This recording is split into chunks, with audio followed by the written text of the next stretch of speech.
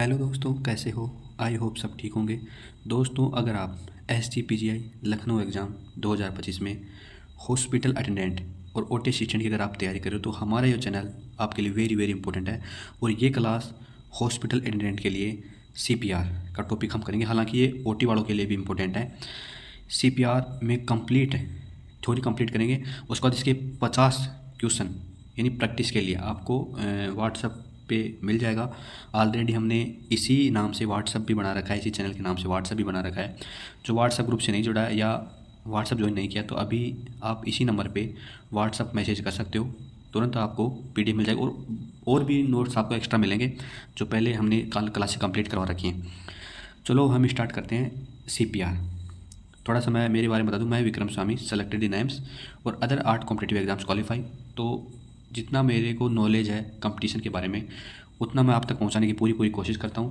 और जो मैं पढ़ा रहा हूं, अगर इन चीज़ों को आप क्लियर कर लेते हो और जो नोटिफिकेशन में जो सिलेबस देगा उसके अकॉर्डिंग अगर पेपर बनेगा तो आपका एक भी क्वेश्चन गलत नहीं होगा, इतनी मैं गारंटी के साथ बोल सकता हूँ। लेकिन आपको रेगुलर क्लासेस लेनी पड़ेंगी, प्लस जो मैं बताऊँ उसी तरीके से आपको स्टडी करनी पड़ेगी।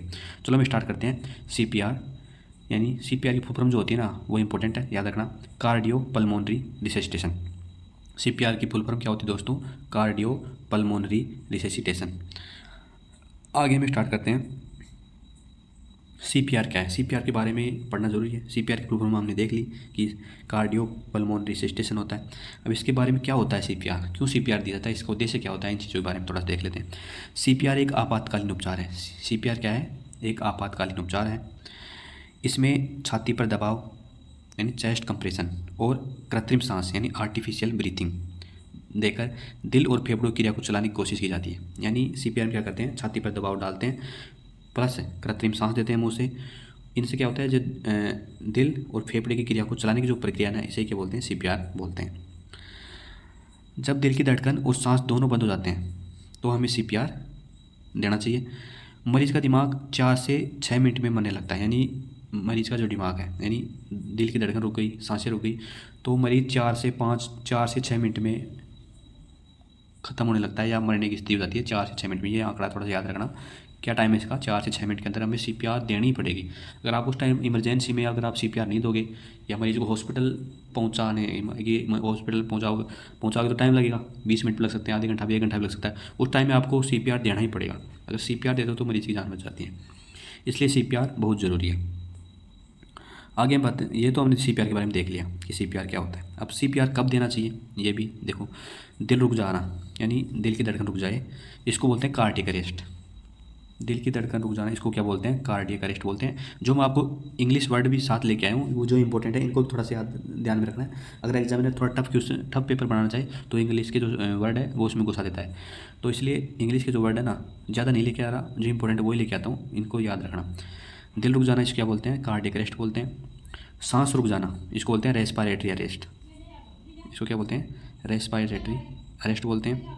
आगे हम बात करें, डूबना, करंट लगना, दम घुटना, ज़्यादा दवा या जहर खाने पर बेहोशी, हार्ट अटैक के बाद बेहोशी, ये अगर प्रक्रियाएँ होती हैं तो हमें CPR देना चाहिए। जैसे दिल रुकना, सांस रुकना, डूब जाए इंसान, करंट लग जाए, दम घुट जाए, ज़्यादा दवा या जहर खाने से बेहोश हो जाए, हार्ट अटैक या बेहोशी के बाद CPR देना चाहिए। याद रखें, CPR सिर्फ तब देना है जब मरीज़ बिल्कुल बेहोश या सांस नहीं ले रहा हो। यानी CPR कब देना है हमें? मरीज़ बिल्कुल बेहोश हो जाए और सांस नहीं चल रही है तो हमें CPR देना चाहिए। आगे हम बात करते हैं CPR का उद्देश्य क्या है। शरीर के ब्रेन और हार्ट को ऑक्सीजन देना। यानी CPR का उद्देश्य क्या होता है?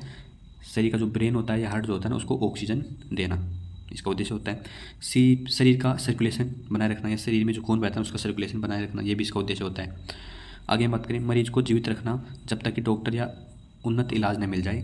ये 3 CPR के होते हैं, उद्देश्य होते हैं। आगे हम बात करें, क्योंकि अगर इसी वीडियो को आप 3 से 4 बार देख लो, क्योंकि अपनी छोटी छोटी वीडियो होती है, इनको अगर आप 3-4 बार देख लोगे ना, मिनिमम 3 से 4 बार देखना ही, क्योंकि तभी आप नेगेटिव मार्किंग एग्जाम में कम होगी और उनसे एक रिवीजन भी हो जाता है अच्छा खासा। बाकी आपकी SGPGI में 60 क्वेश्चन जो आएंगे ना वो आपके डोमेन सब्जेक्ट के आएंगे, तो इसलिए बहुत ज़्यादा अहमियत रखता है।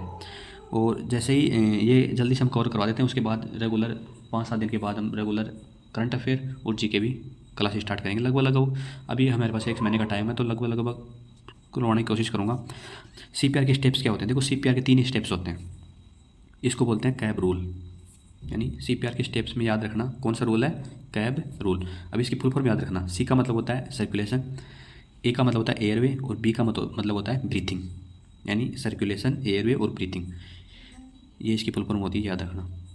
आगे हम बात करें सी यानी सर्कुलेशन। सर्कुलेशन को बोलते हैं रक्त संचार। मरीज को कठोर ज़मीन पर लेटाएं, यानी पहले स्टेप में हमें क्या करना है? कैब रूल में पहले स्टेप में हमें क्या करना है? सी में हम क्या करेंगे? सर्कुलेशन में मरीज को कठोर ज़मीन पर लेटाएंगे, दोनों हाथों को एक दूसरे के ऊपर रखकर छाती के बीचों बीच दबाएंगे, यानी हम दोनों हाथों को एक दूसरे के ऊपर रखकर छाती के बीचों बीच दबाएंगे। दबाव की जो दर होगी ना वो 100 से 120 प्रति मिनट होगी, यानी 1 मिनट में कितनी बार दबाएंगे? 100 से 120 बार, ये याद रखना, 100 से 120 बार। और गहराई क्या रहेगी? वयस्क, कोई बिल्कुल वयस्क आदमी है तो उसके लिए गहराई रहेगी 5 से 6 सेमी। कितनी रहेगी? 5 से 6 सेमी रहेगी, ये भी याद रखना।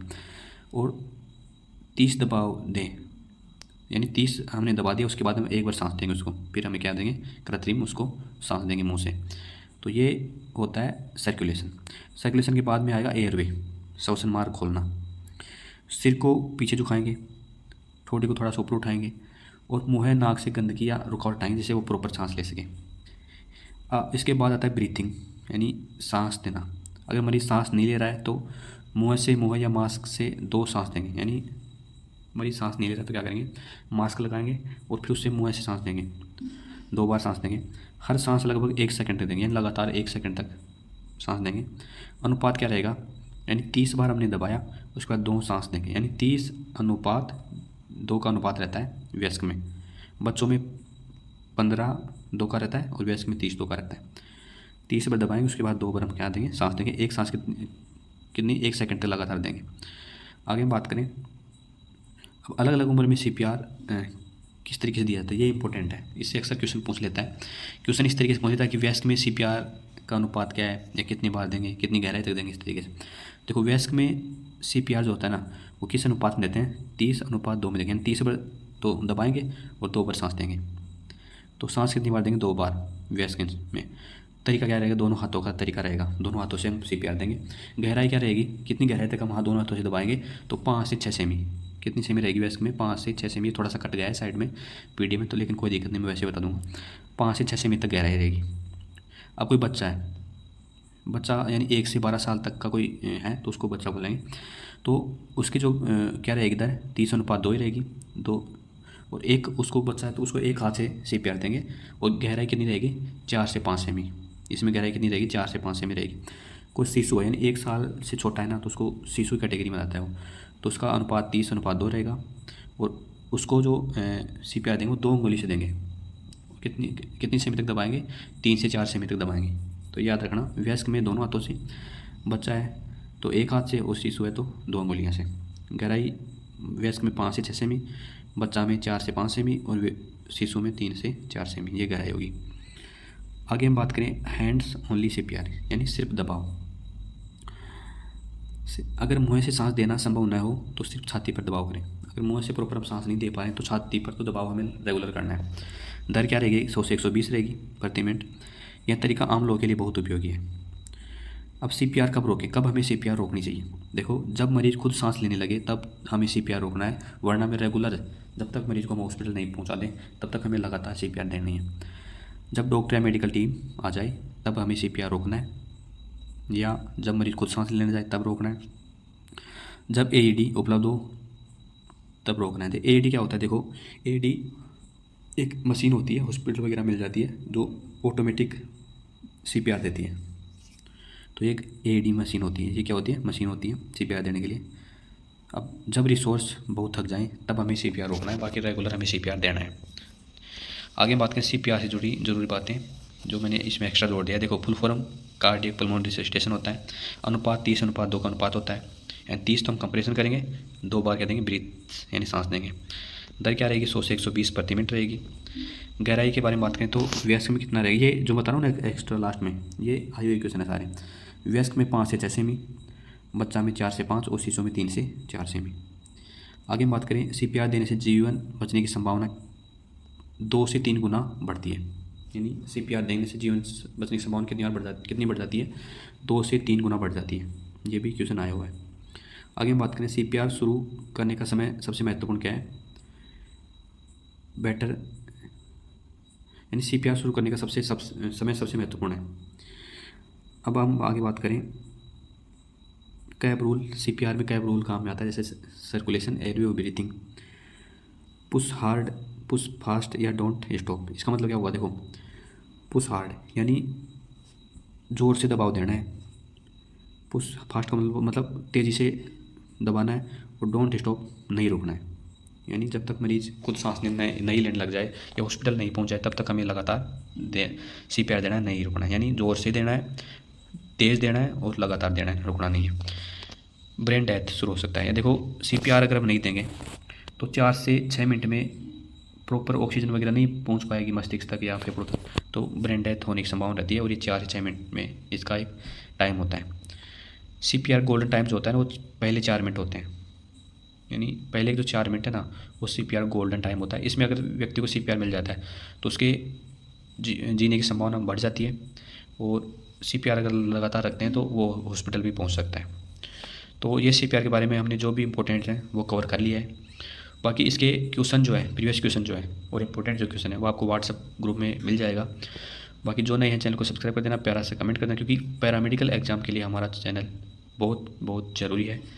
क्योंकि सरकारी जॉब्स के लिए और नई वैकेंसी जो आती हैं उनकी अपडेट के लिए आप इस चैनल को सब्सक्राइब करो और बेल आइकन को ज़रूर दबा देना, और एक प्यारा सा और एक लाइक ज़रूर कर देना, क्योंकि इससे एक मोटिवेशन मिलता है। धन्यवाद।